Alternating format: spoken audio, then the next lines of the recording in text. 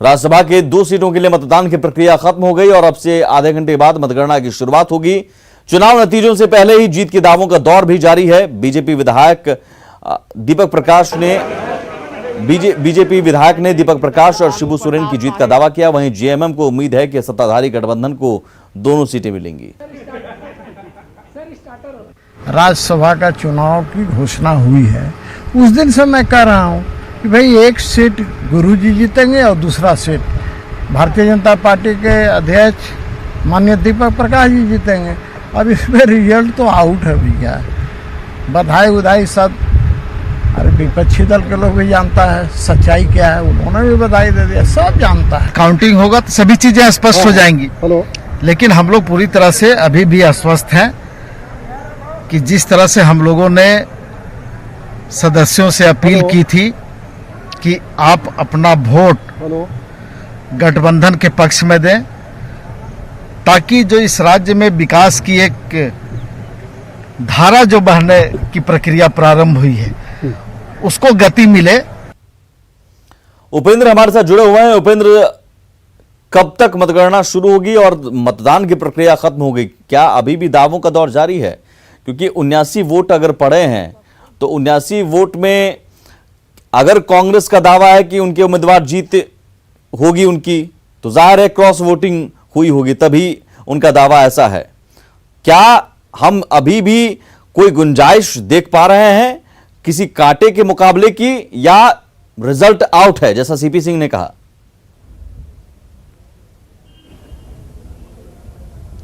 देखिए बिल्कुल सुमित, मतदान का काम पूरा हो गया है और अगर बात करें तो जैसी उम्मीद थी उसी तरह का मतदान हुआ है। हमारे जो सूत्र बता रहे हैं, हालांकि विधानसभा के अंदर जहां पर वोट दिए गए हैं वहां पर कोई मीडिया को प्रवेश नहीं था, लेकिन हमारे जो सूत्र बता रहे हैं उसके अनुसार जिस तरह की उम्मीद थी उसी तरह से विधायकों ने वोट किया है। हमें जो जानकारी मिली है उसके अनुसार शिबू सोरेन जो झारखंड मुक्ति मोर्चा के प्रत्याशी हैं उनके पक्ष में 30 वोट गया है। उसके अलावा दीपक प्रकाश के पक्ष में भी 30 वोट जाने की खबर है और 19 वोट कांग्रेस को मिलता दिख रहा है, जो हम लोग का आकलन है। लेकिन मैं बता दूं कि 5 बजे के बाद जब मतगणना होगा तब जो नतीजे हैं वो सामने आएंगे, तब पता चलेगा कि किनको कितना कितना वोट मिला है। लेकिन जो जानकारियां हम लोगों ने बटोरी है, जो जानकारियां हमारे सूत्र बता रहे हैं उसके अनुसार यही है कि राष्ट्रीय जनता दल का 1 वोट और 29 वोट झारखंड मुक्ति मोर्चा का शिबू सोरेन के लिए गया है, जबकि कांग्रेस के पक्ष में कमलेश सिंह एनसीपी के जो नेता है उनका वोट गया है, माले का वोट गया है। लेकिन भारतीय जनता पार्टी की बात करें तो अंतिम वोट सरजू राय ने भारतीय जनता पार्टी को दिया है, जबकि निर्दलीय अमित यादव का वोट भी उनको गया है। तो जिस तरह के कयास लगाए जा रहे थे या फिर पहले से जिस तरह की घोषणाएं थी, ऐसा लग रहा है कि उसी तरह से वोटिंग हुई है, पैटर्न वही रहा है। सुमित, नहीं, चूंकि झारखंड का इतिहास रहा है उपेंद्र, आप भी जानते हैं झारखंड में क्रॉस वोटिंग का इतिहास रहा है और राज्यसभा चुनाव में तो हॉर्स ट्रेडिंग की कहानियां कई सारी हैं। इस लिहाज से इस बार राज्यसभा चुनाव माने कि झारखंड की सियासत में एक नया इतिहास साफ सुथरे तरीके से रचेगा।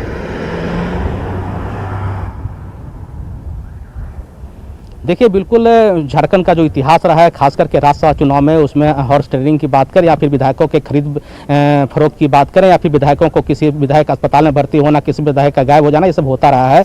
लेकिन जिस तरह से इस बार चुनावी रणनीति चली है भारतीय जनता पार्टी ने, पहली बार ऐसा हुआ है कि भारतीय जनता पार्टी ने अपने सभी विधायकों को 2 दिन के लिए कह सकते हैं पॉलिटिकल क्वारंटाइन जो कर दिया, वो कहीं ना कहीं एक रणनीति का हिस्सा था कि जिस तरह से राज्य में सरकार है यूपीए की, ऐसा भारतीय जनता पार्टी को लग रहा था कि कहीं हो सकता है कि जो सत्ता की जो ताकत होती है उसके चलते ऐसा संभव है कि भारतीय जनता पार्टी के कुछ विधायकों पर डोरा डाला जाए। उसकी संभावना को जिस तरह से कम किया है और बस से सीधे सरला बिरला विश्वविद्यालय से विधानसभा जहां पर वोटिंग होना है वहां पर अपने विधायकों को ला करके सुरक्षित यह कोशिश की कि कहीं ना कहीं जो हॉर्स ट्रेडिंग या फिर जो खरीद फरोख्त या जो बदलने की स्थिति थी वोट का, उसको समाप्त किया जाए। उसका असर होता दिखा है और जो जानकारी मिली है उसके अनुसार कमोबेश आंकड़ा यही रहेगा, भारतीय जनता पार्टी और झारखंड मुक्ति मोर्चा के प्रत्याशी जीतते दिख रहे हैं। और ऐसा इसलिए भी कह रहे हैं कि कई जो विधायक हैं जो यूपीए के हैं, बंधु तिर्की की बात करें, अंबा प्रसाद की बात करें, साफ उन्होंने कहा कि जीत हार भगवान तय करते हैं, जबकि ये तय है कि जीत हार यहाँ पर जो विधायक के वोट हैं उस पर होता है। तो कहीं ना कहीं जब भगवान पे आप दे रहे हैं कि भगवान जीत हार तय करेंगे, तो जो नतीजा है वो सुमित जान रहे हैं कि नतीजा सामने क्या आना है। बिल्कुल औपचारिकता एक तरह से बाकी रह गई है। शाम 5 बजे मतगणना शुरू होगी और उसके बाद भी जो रिजल्ट आएगा हम सबसे पहले आपको बताएंगे। फिलहाल उपेंद्र, बहुत शुक्रिया, आप नजर बनाए रखिए। तो राज्यसभा की 2 सीटों के लिए मतदान संपन्न हो गया। एक सीट पर जेएमएम की सीट जीत तय है, तो दूसरी सीट पर कांग्रेस और बीजेपी के बीच मुकाबला है। हालांकि ये मुकाबला माना नहीं जा रहा है आंकड़ों के लिहाज से। दीपक प्रकाश के पक्ष में ये आंकड़े जाते दिख रहे हैं, लेकिन दावे दोनों दलों के हैं जीत के। और हम लोग बहुत पॉजिटिव हैं। जीत सुनिश्चित होने का दिख रहा है आसार, बाकी ऊपर वाले के हाथ में है। बिल्कुल स्पष्ट तरीके से संख्या बल है और बहुत सारे ऐसे माननीय सदस्य जो भाजपा के प्रत्याशी के पक्ष में मतदान कर रहे हैं।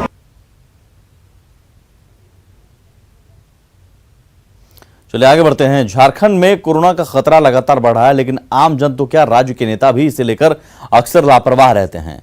यही वजह है कि राज्यसभा चुनाव के लिए वोटिंग के दौरान विधानसभा परिसर में सोशल डिस्टेंसिंग की धज्जियां उड़ती दिखी।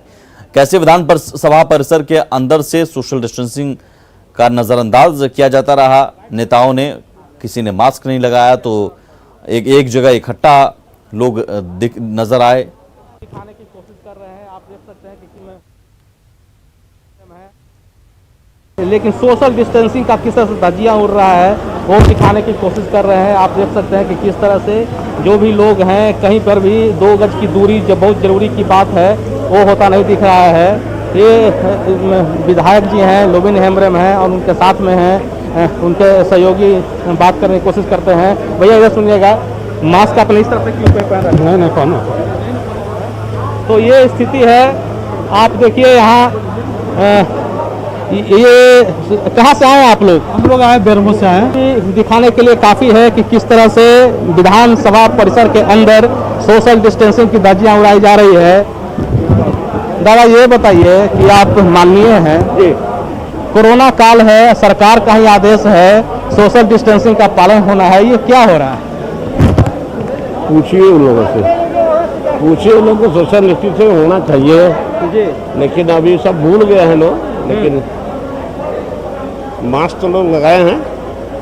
नहीं, आप भी मास्क लगा रहे थे तो बाद में लगाए मास्क? नहीं, यहाँ दर्द, अरे भैया यहाँ दर्द कर रहा था, कबे से लगाए हैं, तो जरा से उठाए थे फिर लगा दिया। आपके जो आए हैं वे भी नहीं लगाए हैं। भैया मास्क कहाँ है? आपका फोटो खिंचवा रहे हैं आप? सर है मास्क है, गाड़ी पर है सर, गाड़ी पर है सर, गाड़ी पर है। तो समझा जा सकता है कि किस तरह से जो खतरा है कोरोना का, हर दिन केस मिल रहे हैं और जो दृश्य है वो दिखलाने की कोशिश करेंगे कि किस तरह से जो कोरोना काल में जो खतरा है उसके बावजूद कहीं पर भी सोशल डिस्टेंसिंग का पालन नहीं किया जा रहा है। कैमरामैन नलिन के साथ उपेंद्र, न्यूज 18 रांची। गलवान घाटी में शहीद बहरागोड़ा के लाल शहीद गणेश हांसदा का पार्थिव शरीर पंचतत्व में विलीन हो गया। सैकड़ों लोगों ने नम आंखों से भारत की माता के लाल को अंतिम विदाई दी। सबकी आंखें नम थी। भारत माता अपने लाल पर गर्व कर रही थी, लेकिन उसकी आंखें भीगी हुई।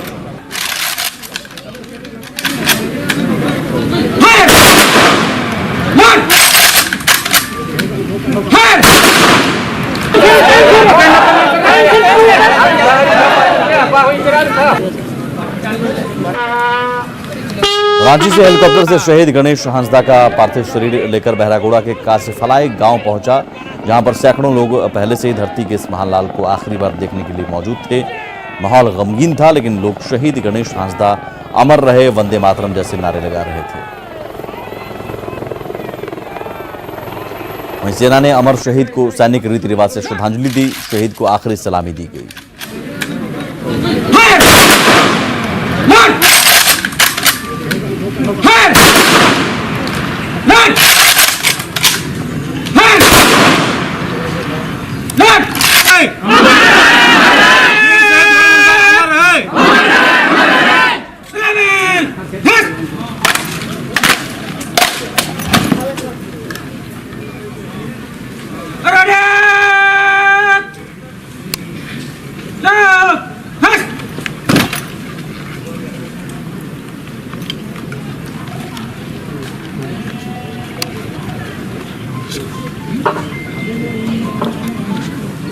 इसके बाद शहीद गणेश हांसदा के परिजनों ने उनके शरीर का अंतिम संस्कार किया। उनके पार्थिव शरीर का सांसद विद्युत वरण महतो, जिला उपायुक्त रविशंकर शुक्ला, एसएसपी एम ताबिलवानन, कई नेताओं और अधिकारियों ने शहीद को अंतिम विदाई दी।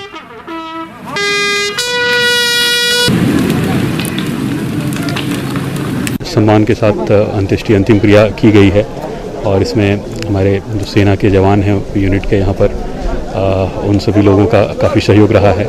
यहाँ के गांव के लोगों ने भी इस पूरे क्रम में पूरा सहयोग दिया है। उनके परिवार के लिए पूरा जिला प्रशासन और पुलिस प्रशासन सभी साथ में है। उनके तरफ से किसी भी तरफ का उनको ज़रूरत है तो ये हम लोग जरूर करने के लिए तैयार है। इसके अलावा यहाँ पर जो लोग आप देख रहे हैं, काफ़ी सारा लोग, करीब 10,000 के ज़्यादा लोग आए हुए हैं। सभी लोग अपना इसी उत्साह के साथ है। हम भी दोबारा भी आर्मी में जाएंगे और हम देश के लिए अपना जो ये लड़ाई करेंगे। चाइना तो हमेशा जो है भारत के साथ आग दिखाते रहता, लेकिन वो गलती कर रहा है कि 64 का भारत नहीं है। अभी जो नेतृत्व करता देश में, जैसे श्री प्रधानमंत्री भाई अमित शाह जी गृह मंत्री है, और आज आप देखें कि पाकिस्तान का क्या दुर्दशा हुआ। चाइना भी शायद सोचता है ऐसा एक बार हो जाना चाहिए। शहीद कुंदन ओझा को साहिबगंज में गंगा के मुनीलाल शमशान घाट पर नम आंखों से अंतिम विदाई दी गई। शहीद कुंदन के अंतिम दर्शन के लिए गंगा घाट पर भारी भीड़ उमड़ पड़ी। गंगा के घाट पर सेना ने उन्हें आखिरी सलामी दी। गंगा घाट पर भारी बंद से लोगों ने भारत माता की जय और शहीद कुंदन ओझा अमर रहे के नारों के साथ आखिरी विदाई दी। इस जवान के पार्थिव शरीर को भेजा जाएगा, तो प्रक्रिया अब। वहीं गुमला में पालकोट थाना क्षेत्र के जिगरमा जंगल में पुलिस और नक्सलियों के बीच मुठभेड़ हुई। मुठभेड़ में ये बड़ी खबर गुमला से, जहां मुठभेड़ में एक नक्सली घायल हो गया, जिसका अस्पताल में इलाज कराने की तैयारी की जा रही है। वहीं सर्च ऑपरेशन के दौरान पुलिस ने कुछ हथियार भी बरामद किए हैं। जख्मी नक्सली पीएलएफआई का सदस्य है। दरअसल पुलिस को जिगरमा जंगल में नक्सलियों के जुटने की सूचना मिली थी, जिसके बाद सर्च ऑपरेशन में नक्सलियों ने घिरने पर फायरिंग की। फरार नक्सलियों की तलाश में पुलिस सर्च अभियान चला रही है।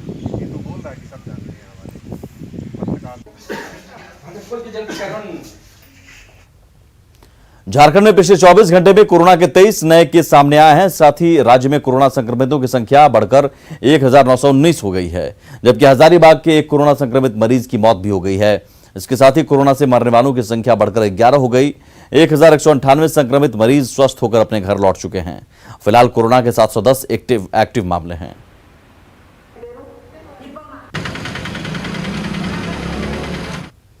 झारखंड सरकार के निर्देश के बाद प्रदेश भर में कपड़े और जूते चप्पल की दुकानें अब खुल गई हैं। राजधानी में भी इन कारोबार से जुड़े व्यवसायी अब राहत लेते नजर आ रहे हैं। वहीं लोग अपनी जरूरत के कपड़ों की खरीदारी के लिए दुकानों तक पहुंच रहे हैं। हालांकि इस दौरान लोग कोरोना को देखते हुए एहतियात भी बरत रहे हैं। साथ ही सरकार के दिशा निर्देशों का पालन करते हुए कोरोना को हराने में जुट गए हैं। भी हम लोग जा रहे हैं, दुकानदार भी हमें पहले हैंड सैनिटाइजर करा रहे हैं और ऊपर से हम लोग अपना भी सैनिटाइजर लेके चल रहे हैं और मास्क भी पहने हुए हैं। सोशल डिस्टेंसिंग का भी पालन कर ही रहे हैं। हम लोग अपने तरफ से प्रोटेक्टिव है, साफ सफाई कर रहे हैं और सैनिटाइजर भी वगैरह दुकान में रख रहे हैं और मास्क भी रख रहे हैं। जो कस्टमर नहीं लेके आएगा उनको हाथ में नहीं होगा, जैसे पहने हुए नहीं रहेंगे उनको देंगे पहनने के लिए। अपना भी ध्यान रखना है, कस्टमर का भी ध्यान रखना है, स्टाफ लोग का भी ध्यान रखना है, सबका ध्यान रखना पड़ेगा। पूरा देश गुजरा है भैया, तो हम लोग को तो उसको कोऑपरेट करना था सरकार को।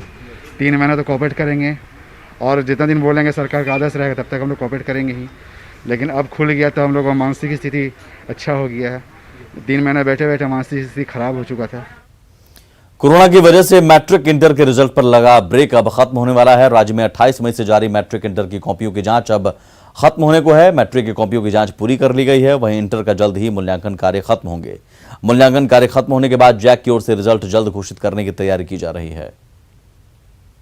कार्य लगभग समाप्त हो गया। सभी मूल्यांकन केंद्र हमारे बंद हो गए हैं लगभग। इंटर साइंस और कॉमर्स का भी मूल्यांकन कार्य लास्ट स्टेज में, अंतिम चरण में है और हम उम्मीद करते हैं कि सब कुछ ठीक ठाक रहा तो जुलाई के प्रथम सप्ताह में हम मैट्रिक और इंटर साइंस कॉमर्स का हम रिजल्ट दे पाएंगे।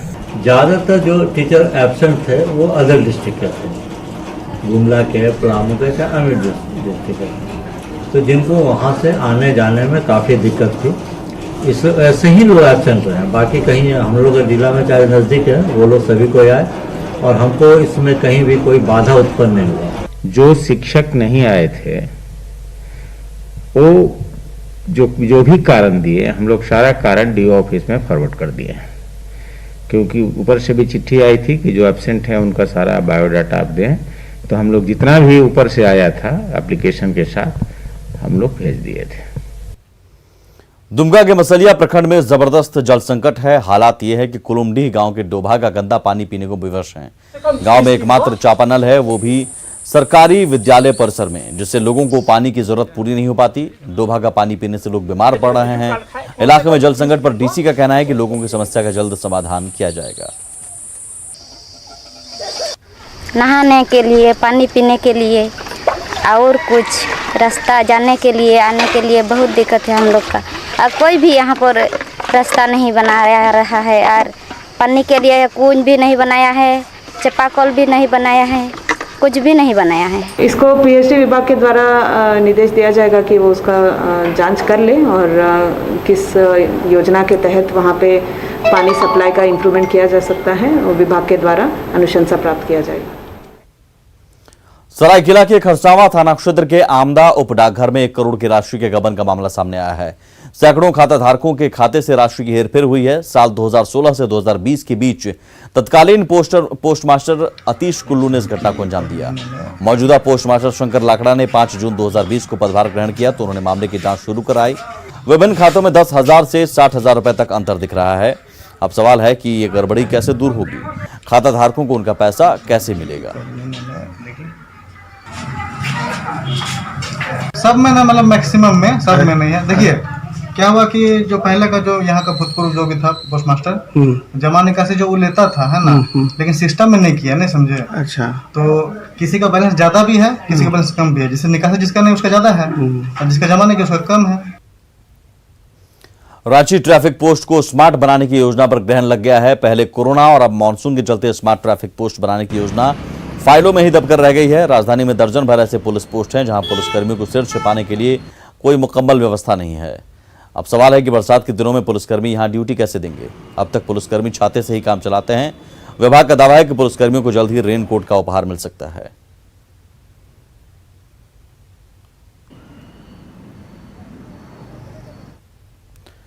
मनरेगा योजना से महिलाएं भी स्वावलंबी बन रही हैं और पुरुषों के साथ कंधे से कंधे मिलाकर चलने को तैयार हैं।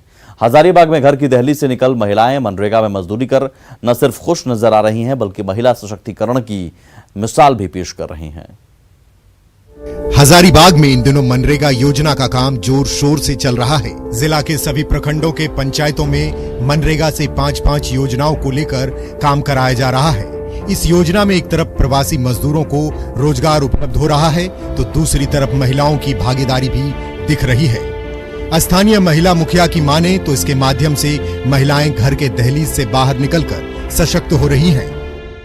जैसे सब्जी लगता फिर हमें रोजगार भी चलो लगल है, कर से भी काम मिलो लगल है, हम इनके पैसा भी मिलो लगल है, हम इनके गुजर होले, बाल बच्चा पसंद पड़ रही है। महिलाएं भी जाने की चूल्हा चौकी से निकल करके बाहर भी कोई दुनिया है, हम खुद भी स्टैंड कर सकते हैं, हम खुद भी पैसे कमा सकते हैं, खुद भी घर चला सकते हैं। जिला ग्रामीण विकास अभिकरण की निदेशिका की माने तो मनरेगा योजना के तहत JSLPS से जुड़ी स्वयं सहायता समूह की महिलाओं को काम में लगाकर उन महिलाओं को आत्मनिर्भर बनाने की दिशा में यह एक कोशिश है। महिलाओं की भागीदारी सुनिश्चित करने का आदेश है। SHG महिला जो भी गांव में है वो अधिकांश महिलाओं को अपने से जुड़ी हुई है और यही कारण है कि वो महिला लेबर को भी यहाँ पर लाने में सक्षम है। मनरेगा के योजनाओं में महिलाओं का बढ़ चढ़कर हिस्सा लेना इस बात की ओर भी इशारा करता है कि महिलाएं अब अबला बनकर नहीं बल्कि सबला बनकर रहना चाहती हैं, जो कि सशक्त और समृद्ध भारत की कल्पना को मजबूत करता है। न्यूज़ 18 के लिए हजारीबाग से राकेश कुमार की रिपोर्ट। जियो में निवेश को लेकर रिलायंस के चेयरमैन मुकेश अंबानी का बड़ा बयान आया है। उन्होंने कहा कि उन शेयर धारकों से रिलायंस को कर्ज मुक्त बनाने का वादा समय से पहले पूरा किया। उन्होंने कहा कि शेयर धारकों से रिलायंस को 21 मार्च 2021 तक कर्ज मुक्त बनाने का वादा किया था, जो समय से पहले पूरा हो गया। रिकॉर्ड समय महज 58 दिनों में रिलायंस में 1,68,000 करोड़ से ज्यादा का निवेश हुआ और रिलायंस ने बेहद कम समय में विश्व स्तर पर बड़ा फंड जुटाने का रिकॉर्ड बनाया।